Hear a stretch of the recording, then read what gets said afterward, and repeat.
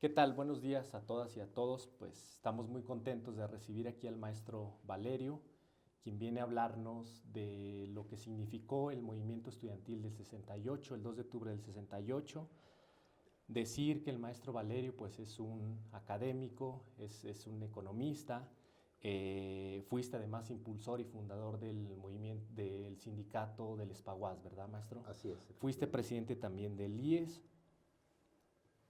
Por lo que entiendo, también eres un profesor jubilado, universitario. Sí. Doctor, muchas gracias por estar aquí, maestro. Vamos a hablar del 68. Han pasado más de 50 años de lo que significó el movimiento estudiantil del 68. Un movimiento, maestro, que inició de manera legítima, de manera pacífica y que terminó siendo pues callado por las autoridades de aquel momento, ¿no? Tú lo viviste más de cerca, maestro. Una de las primeras preguntas que me gustaría hacerte, ¿cómo viviste tú, maestro, el 68? Bien, el 68 en Zacatecas pasó prácticamente desapercibido y es también muestra ese velo que ocultó al 68 de manera local el juego de los intereses políticos que en aquel momento pululaban, por decirlo de alguna manera, alrededor del poder y que estaban también a su vez insertos ya en el poder. ¿Qué ocurrió en Zacatecas? Esto pues no creo que esté documentado en ninguna parte, nosotros lo supimos como estudiantes de la época, como parte que éramos en aquel entonces del Instituto de Ciencias Autónomo de Zacatecas todavía, hablo de hace 57 años, ¿verdad? Es una ventaja que tengo, no quiero decir con ello que soy una autoridad, porque además no soy historiador, en materia de la historia del viejo Instituto de Ciencias, pero pues sí lo conocí desde 1961 y lo sigo viendo a la fecha, toda su evolución. Aquel instituto dejó de ser lo que era, pero está transformado pues muy radicalmente en otra cosa, en la Universidad Autónoma de Zacatecas. ¿Qué sabemos que sucedió? Sabemos que vino una delegación de representantes del Consejo Nacional de Huelga de la Ciudad de México, estuvieron en Zacatecas y se entrevistaron con quien entonces era el presidente de la Federación de Estudiantes de Zacatecas para solicitar apoyo. Esta persona, pues en lugar de socializar la información, de convocar a los miembros de la Federación Estudiantil, lo que hizo fue denunciar ante la autoridad a esos dos estudiantes que fueron aprehendidos y fueron abandonados en plena carretera entre Zacatecas y San Luis Potosí. ¿Sí? Eso es lo que sucedió. Hubo otra cosa también adicionalmente, que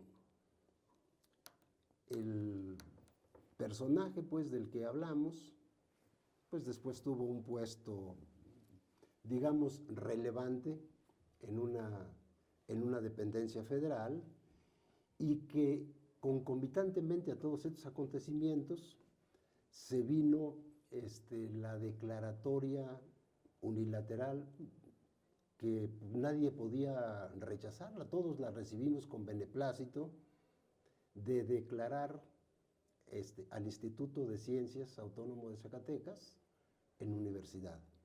Vino el decreto de conversión en universidad y evidentemente entonces pues todos los ojos del estudiantado de Zacatecas se volcaron hacia la buena nueva y nos olvidamos de la masacre que estaba teniendo lugar en la Ciudad de México.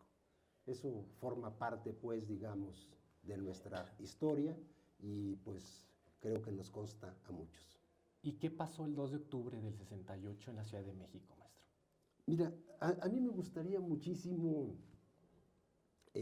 para no incurrir, es imprescindible reconocer el gesto de aquel movimiento estudiantil y lo que representa. Lo que representa, lo digo en tiempo presente, no representó porque esto no es cosa muerta. Sus efectos, aunque sean capilares, es decir, muy delgaditos en la actualidad, siguen estando presentes en muchos sentidos. Por eso es importante contextualizarlo.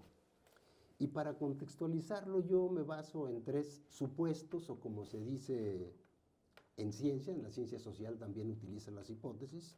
Yo hablo de 3 hipótesis para poder entender en un contexto lo que entonces ocurrió. Primero digo que la educación, desde el sistema preescolar hasta el posgrado y la investigación científica, es uno de los grandes problemas nacionales, es uno de los grandes problemas en México.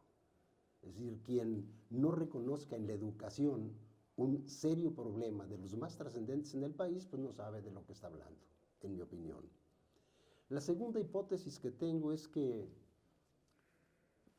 dado el carácter de nuestra sociedad de entonces, de antes del 68, en el 68 y ahora, nuestra sociedad está marcada por una profunda desigualdad en prácticamente todos los sentidos. La desigualdad la encontramos en las relaciones económicas. Salarialmente hablamos de desigualdades, culturalmente hablamos de desigualdades, políticamente hablamos de desigualdades, no porque nos guste, sino porque están formando parte del tejido social en el que nos encontramos. En consecuencia, si la desigualdad existe, esto también lo saben los docentes, los estudiantes, acceder a la educación superior en este país es prácticamente un privilegio. Si tuviéramos los elementos a la mano como para decir, en el año 2000, ¿cuántos niños se inscribieron a preescolar? ¿Cuántos niños de preescolar entraron a la primaria? ¿Cuántos niños que se inscribieron a la primaria la terminaron? ¿Cuántos de los niños que terminaron la primaria se inscribieron a la secundaria? ¿Cuántos de aquellos que se inscribieron a la secundaria la terminaron? Y así hasta llegar al posgrado. Encontraríamos que es una pirámide que podríamos llamar una pirámide de la injusticia educativa, porque la base va a ser muy ancha cuando los niños se inscriben a la primaria, y cuando llegan a la profesional y al posgrado va a ser un ángulo pues, sumamente obtuso. Y obtuso además en función de la falta de visión y de compromiso que tenemos hacia la educación. Entonces, ser estudiante es un privilegio. La pregunta aquí entonces, en esta hipótesis es, ¿qué habrá en la cabeza de los estudiantes privilegiados? Pues hay miles de cosas. Hay el estudiante que siente el compromiso hacia los sectores más desfavorecidos, hacia los que ve que dejó en el camino, hacia los compañeros que tuvo en la primaria que compartieron con él juegos, angustias y en muchos casos necesidades que no pudieron llegar, y que él se ve con el andar del tiempo convertido en un médico próspero, por ejemplo, o en un ingeniero constructor, o en un abogado exitoso en un despacho, y que conoce a sus compañeros de origen y que sabe que Juan, Pedro, José y María no eran más torpes que él, sino que tenían la misma inteligencia, la misma capacidad, pero que no tuvieron los mismos recursos. Las mismas oportunidades. Hay, pues alrededor de esto también, muchas visiones ideológicas que nos llevan o quisieran llevarnos a pensar que el que no culmina exitosamente una carrera profesional es por indolencia. No, lo que sucede es que no tiene en ocasiones ni siquiera los medios materiales y con frecuencia ni los emocionales. ¿Sí?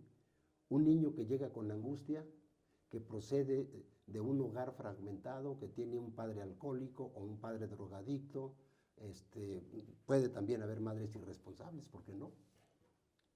¿En qué condiciones llega a la escuela? Bueno, pues esta es otra hipótesis que, de existir, de ser cierta, gravita en el contexto del proceso de enseñanza-aprendizaje y de la masa humana que asiste a las escuelas y las universidades. Por lo mismo, creo yo, cabe una tercera hipótesis. Otra vez, si las dos anteriores responden a los hechos, quiere decir que el derecho a la educación forma parte del conflicto social, para llamarle por su nombre. El derecho a la educación es una tensión entre fuerzas sociales, unas de las cuales tienden a exigir el ser educado y a disponer de los medios necesarios para asimilar la educación, y otros que pueden ver en la asignación de presupuestos una limitación, decir demagógicamente, pues yo te quisiera dar pero no tengo, y digo demagógicamente porque si analizáramos la estructura fiscal del Estado mexicano, veríamos con suma claridad que queremos un país de primer mundo. Nos dijeron que teníamos un sistema de salud superior al de Dinamarca, pero si comparo el sistema fiscal de Dinamarca, que es de donde pagan los recursos para la salud pública, resulta de que en México, de cada 100 pesos que se producen como resultado de la actividad económica, apenas 13 o 14 van a parar a manos del Estado como impuestos. En Dinamarca es el 33. Entonces allá hay demagogia, porque queremos un sistema de salud tal y cual, ¿verdad? Pero ni siquiera somos capaces de provocar una reforma fiscal que redistribuya de otra manera el ingreso nacional. Lo que estamos viendo actualmente, que bueno, pues también debe ser analizado y criticado si cabe, es que se está redistribuyendo el ingreso fiscal. El Estado nos da a los viejos, porque yo soy viejo, una cantidad, pero de los propios ingresos que el Estado recibe sin haber modificado previamente la estructura fiscal. Es decir, está haciendo que fluyan recursos hacia abajo, pero deja intocado el ingreso de los de arriba. Y esto es también, la desigualdad, ¿verdad? Lo podrá defender quien sea, efectivamente, lo podrá defender quien sea, ¿verdad? Porque, pues, hablar de nuevos impuestos, le pone la piel de gallina a los que ganan mucho dinero. Pero imaginémonos cuánto pagan, por ejemplo, de impuestos las empresas mineras que a lo largo de 500 años se han llevado la riqueza de Zacatecas a otros lugares del mundo. ¿Qué porcentaje de sus ganancias se quedan ahí? Si esa empresa minera pagara lo que paga un profesor de la escuela normal de la Universidad Autónoma de Zacatecas, el 33% de sus ingresos se vuelve ingreso directo líquido del gobierno. Y con las mineras y con los negocios no pasa eso. Al negocio no se le resta inmediatamente el impuesto de sus ingresos. El negocio paga cuando llegue el momento de su declaración. A mí no. Si a mí me pagan cada mes me descuentan el impuesto. Ahí hay una injusticia, para empezar. Pero por otro lado, si yo pago el 33% de mis ingresos como impuesto y la minera pagara también el 33%, ¿representa lo mismo? ¿Para él y para mí el 33%? Pues no, porque estamos en una situación de desigualdad absoluta. Bueno, esto gravita ¿sobre qué? Sobre un Estado incapaz de atender salud, educación, vivienda, seguridad, educación. Y esto crea evidentemente un conflicto. A esto agrego, todo esto estuvo presente en el 68, aunque esté presente en la actualidad. Pero ¿qué más había en el 68? Había un ejercicio absolutamente vertical y autoritario del poder. No se podía, quizá me dirán también algunas personas, pues en la actualidad ocurre lo mismo, ¿no? Así, hace muy poco tiempo se llenaron las redes sociales de comentarios que decían: se aprobó el presupuesto público sin cambiarle ni una coma. ¿Eso qué quiere decir?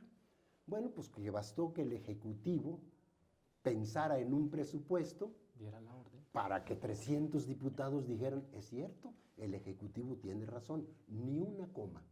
Entonces la pregunta ahí es, bueno, ¿y para qué quiero entonces diputados si no son capaces de analizar críticamente y de resolver críticamente los problemas que están en su competencia? Porque si los diputados solamente van a hacer lo que el Ejecutivo quiere, pues ¿por qué no desaparecemos la Cámara de Diputados? Y nos ahorraríamos una buena cantidad de dinero, ¿verdad? Claro. ¿Sí? Esto forma parte del conflicto social, evidentemente. Y forma parte del conflicto la falta de participación, de proactividad de las cámaras legislativas en materia del proyecto educativo, cosa que también es de actualidad. Bueno, pues ¿qué sucedió entonces en el 68? En un contexto muy contaminado por todas estas realidades que estoy tratando de señalar. Bueno, pues que asumiendo de alguna manera en los hechos lo que ya desde muy remotamente, estoy hablando de un filósofo que vivió hace 2500 años, ni siquiera hablo de Hegel, ¿verdad?, que habló de la unidad y lucha de contrarios. No, esto ya lo vio Heráclito hace 2500 años en Éfeso, cuando acuñó aquella famosa frase que dice, nadie se baña 2 veces en las mismas aguas. Y esto lo que quiere decir es que hay una fuerza que empuja al cambio. Heráclito decía, bueno, sí, ¿por qué se mueven las aguas del río? Pues porque hay una fuerza que las impulsa. Bueno, pues socialmente ocurre algo semejante. Socialmente también existe esto de la unidad de contrarios, que decía ya Heráclito, y que está reflejada en lo que yo intento o intenté decir hace un momento. Estudiantes que quieren recibir educación de calidad, un sistema educativo y un sistema político autoritario que no admite que le modifiquen una coma en sus puntos de vista. Esa era la realidad. Después vino lo que podemos llamar el pretexto y que forma parte de un entorno sumamente complejo, abigarrado y subrayo, no resuelto. ¿A qué me refiero? Pues a cómo inició el conflicto, el movimiento estudiantil del 68. Resulta de que hay un juego de fútbol americano un día 23 o 22 y 23 de julio de 1968, entre estudiantes de la escuela Isaac Ochotereno, una preparatoria incorporada a la UNAM, y estudiantes de la vocacional, creo que 2 y 5 del Politécnico Nacional. Está documentado también que allí había presentes 2 pandillas de muchachos y que esas 2 pandillas de muchachos provocaron el enfrentamiento entre los grupos estudiantiles. Pues hubo allí lo que suele suceder en estos casos, golpeados, agredidos y demás, y con posterioridad estudiantes de la Isaac Ochoterena vandalizan las vocacionales del Politécnico y el conflicto escala, se va a otro nivel. En alguna manifestación de estudiantes, granaderos y miembros del ejército mexicano golpean, reprimen excesivamente a estudiantes de la Isaac Ochoterena que se refugian en unas instalaciones céntricas de la Universidad Nacional, y llegan los granaderos y queman una puerta con valor histórico. Y todo esto pues no hace más que prenderle o arrojar encender más el fuego. Arrojar leña al fuego, ¿verdad? Pues fíjense ustedes qué curioso que en lugar de que hubiera una gestión política de las autoridades educativas, del gobierno federal, del gobierno de la Ciudad de México, el conflicto se le fue de las manos aparentemente a todo el mundo. Y vean el plazo. Este conflicto tiene lugar el 22 de julio. El 2 de octubre, 9 meses después, teníamos ¿cuántos muertos? ¿Quién sabe? ¿Quién sabe? Yo en aquel entonces tenía familiares que vivían en Tlatelolco. en un edificio de los que fueron demolidos por el sismo, que tenía vista a la Plaza de las Tres Culturas. Me comentan que llegaron los camiones de basura del Distrito Federal entonces y que cargaban estudiantes muertos como si fueran costales de basura. Y no era un camión ni 10, fueron muchos. ¿Cuántas vidas se perdieron ahí? Pues nobles, generosas, de estudiantes que pues simplemente reclamaban, cosa que está también documentada en un pliego petitorio, seis puntos básicos, ¿sí? ¿Qué querían los estudiantes del 68 después de aquella represión? Los 6 puntos dicen: 1, libertad a los presos políticos. Eso tiene que ver con cosas que hay que comentar también inmediatamente, qué había ocurrido en México en los años 50 y la primera mitad de los 60, ¿verdad? Reclamaban pues libertad a los presos políticos, derogación del delito de disolución social, que en aquel viejo Código Penal Federal estaban recogidos en los artículos 145 y 145 bis. Reclamaban indemnización a las familias de los muertos y heridos por la represión, desaparición del cuerpo de ganaderos, que era un cuerpo represivo, virulento, la destitución de los jefes policíacos que habían ordenado la violencia contra los estudiantes, y exigían diálogo público. Y este último punto es veneno para la autoridad. Pedirle a la autoridad que dialogue públicamente con sus representados no ocurre ni en las mejores democracias del mundo, la verdad. Esto era un cuestionamiento de raíz que, de haber sido aceptado, hubiera obligado al presidente de la República, al regente de la Ciudad de México, a reconocer abiertamente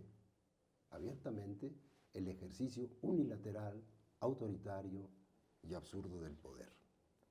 Maestro, cuando los muchachos exigían en su pliego petitorio, el primer punto me parece muy trascendente y el segundo, digo, sin excluir a los demás, que todos son importantes, pero ellos hablan en el primer punto de libertad a los presos políticos. ¿A qué se refieren? ¿Cuál es el contexto de las cárceles en aquel momento en México? ¿Quiénes están en las cárceles y por qué piden los muchachos la libertad de esas personas? Sí, el hecho es que desde los años 50 particularmente,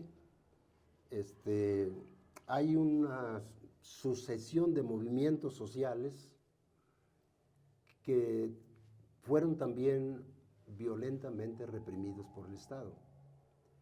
Y gracias a esa represión llevaron a la cárcel a muchas personas, pues diríamos ahora, sin respetar el debido proceso. Lo que sucede es que en aquel entonces el debido proceso pues era la opinión del Ejecutivo Federal. Ese era el debido proceso. Si el presidente dice lo que diga, pues se hace. Y los hechos asisten a mis palabras. Durante el gobierno de Adolfo López Mateos, por ejemplo, fue asesinado en el estado de Morelos un líder campesino que pues reclamaba la falta de aplicación de la ley de reforma agraria, no reclamaba otra cosa. Y sin embargo fue masacrado él, su esposa y sus hijos en el monte. Qué lamentable. ¿Sí? Evidentemente por órdenes de quien podía ejecutarlas. Y crimen no aclarado quiere decir que contó también con la anuencia del Estado. El Estado autoritario tiene una característica indudable. Primero intenta seducir, intenta comprar la voluntad, y si no puede hacerlo, reprime, y reprime unilateralmente. Y eso fue lo que pasó con Rubén Jaramillo. Sucedió también, sin duda alguna, en el movimiento ferrocarrilero de 1958. Cansados del charrismo sindical, los ferrocarrileros paralizan el sistema ferroviario nacional e imponen pues una agenda que nunca fue respondida. El principal punto de la agenda de los ferrocarriles era evidentemente la democracia sindical. Era el primer punto. Y el gobierno de López Mateos, en lugar de aprovechar el escenario para favorecer el desarrollo de la democracia sindical en México, que ha sido y es un nido de corrupción y de corruptos, lo que hizo fue profundizar la antidemocracia sindical. ¿Qué hizo? Encarceló a Demetrio Vallejo, cuyo delito ¿cuál era? Pues ninguno que estuviera previsto en los códigos. Hacer una huelga era un derecho ya consagrado en la Constitución. Y así pues encarcelaron a Vallejo y encarcelaron también a otro líder, su nombre Valentín Campa. Ellos fueron claramente presos políticos, como también lo fueron los que reclamaban en ese pliego petitorio, una vez que el Estado golpea, también fueron presos políticos. Eli de Gortari, pues todos los líderes del movimiento del 68, Revueltas y otros más. Presos políticos son aquellos que son encarcelados sin que hayan transgredido realmente la ley o a quien se les aplica de manera oblicua la comisión de algún delito sin que esté claramente tipificado, pero que como se enfrentan a la autoridad del Estado, ¿verdad? Pues presos son y presos se quedan. Junto con el movimiento ferrocarrilero, poquito después, esto fue en 1964 y 65, tuvo lugar el movimiento médico, también contra las mismas condiciones parecidas a lo que ocurría con los ferrocarrileros, la antidemocracia sindical, pero principalmente la desatención de la salud de los mexicanos, que, como también ocurre en la actualidad, pues la persona que va a una institución de salud y recibe un mal servicio o no lo recibe, pues en principio puede culpar a los médicos, pero los médicos pues no trabajan con las manos, no nos curan con las manos. Si no tienen recursos, evidentemente nuestra demanda de salud no se verá atendida. Pues todo esto ocurrió en aquel entonces con el sistema de salud mexicano, y también aquí hubo médicos encarcelados y hubo otra vez un detrimento en el sistema de salud porque ya la falla que estaba siendo criticada por los médicos después del golpe que da el propio gobierno, pues es una falla no solamente aceptada, sino promovida y profundizada por el propio Estado mexicano. Maestro, ¿verdad? estamos hablando de un Estado entonces autoritario. Frente a la gente que pide derechos legítimos, ¿cómo trató el Estado de justificar su autoritarismo, la represión? El clima que se vivió, y esta es realmente una cuestión muy, muy, muy profunda, el clima que se vivió, yo lo consigno en las observaciones redactadas para no responder todo de memoria, ¿verdad? Aquí, en un clima internacional de profundas movilizaciones sociales. En esta época, años más en un lado, años menos en otro, tiene lugar, por ejemplo, la llamada Primavera de Praga, una rebelión del pueblo checo, en aquel tiempo era pueblo checoslovaco, ¿verdad? Una rebelión contra el autoritarismo del esquema socialista impulsado por José Stalin, ¿verdad? Y aquello, pues todos sabemos cómo acabó la Primavera de Praga. Es icónica aquella fotografía de un estudiante, curiosamente, de un estudiante que se para frente a un tanque de guerra y prácticamente lo reta a que lo atropelle. ¿Sí? La imagen le dio la vuelta al mundo. Lamentablemente no sabemos el nombre de quien tripulaba o daba las órdenes de aquel tanque, porque siendo una fuerza rusa invasora, que llegó a atropellar un movimiento democratizador, se detuvo frente al estudiante y no lo atropelló. ¿Sí? Pero, bueno, fue solamente la Primavera de Praga. Coincidente en la época con el movimiento mexicano estuvo el mayo del 68 francés. En toda esta década estuvo permeada por el movimiento hippie, que, pues bueno, por lo menos en aquel entonces, tuvo la enorme fortuna de sensibilizar, cuando menos, con aquella frase, dijeron muchos, romántica, pero cargada de contenido, que decía: hagamos el amor, no la guerra. ¿Hay diferencias epocales? Pues sí, si yo comparo aquello con lo que está ocurriendo en este momento en Gaza, pues resulta de que hemos visto la sistemática desaparición de todo un pueblo, de un pueblo al que, además de despojaron su territorio, quien vea el mapa de la zona en 1945 va a ver que allí no hay ningún Estado de Israel, dice Palestina. Y fue una decisión política la que dijo, los palestinos tienen que admitir a los judíos porque hace 2000 años ellos aquí vivieron. Una retórica francamente incomprensible, porque yo he dicho, si 2000 años le dan derecho a los judíos de regresar a esa tierra, ¿por qué a los mexicanos no nos dan derecho a regresar a Texas, Arizona, California, Nuevo México, Utah y Nevada? Que eran nuestros estados, ¿verdad? Que era nuestro territorio, ¿verdad? Tenemos un derecho más fresco. Si algún derecho puede que haya prescrito por el tiempo pasado, pues sería el de Israel. Pues son 1800 años cuando menos. Y aquí tenemos apenas 200. Pero no se trata de eso, se trata de que son decisiones nacidas no de la razón, no de la justicia, sino del poder y de la fuerza. O de la fuerza que te da el poder. ¿Sí?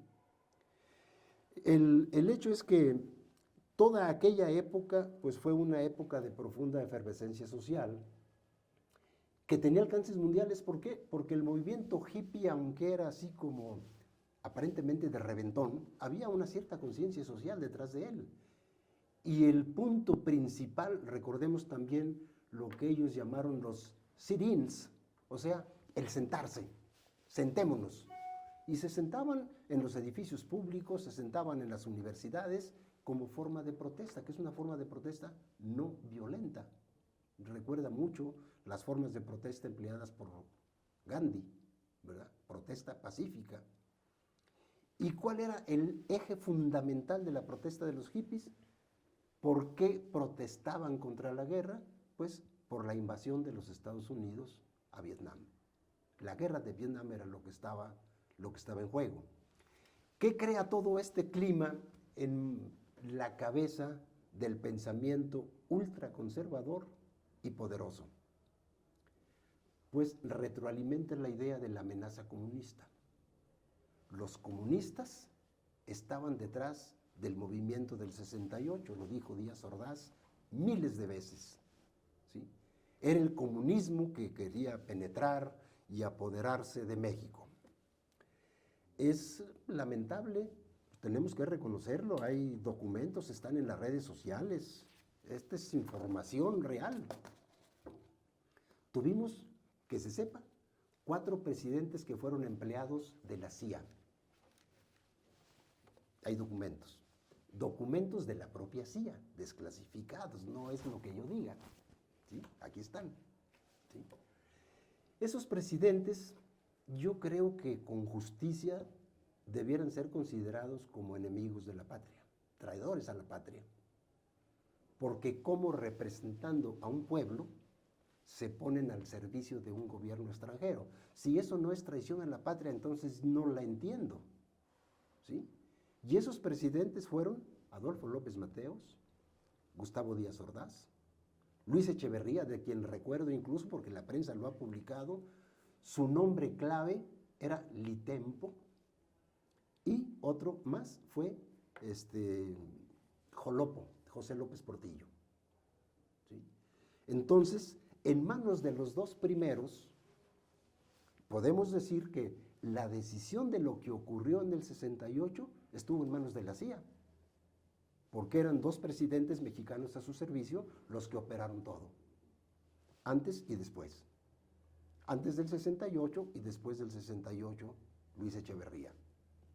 Esto evidentemente es un hecho. ¿Hasta qué punto obedecieron órdenes extranjeras? Es imposible saberlo.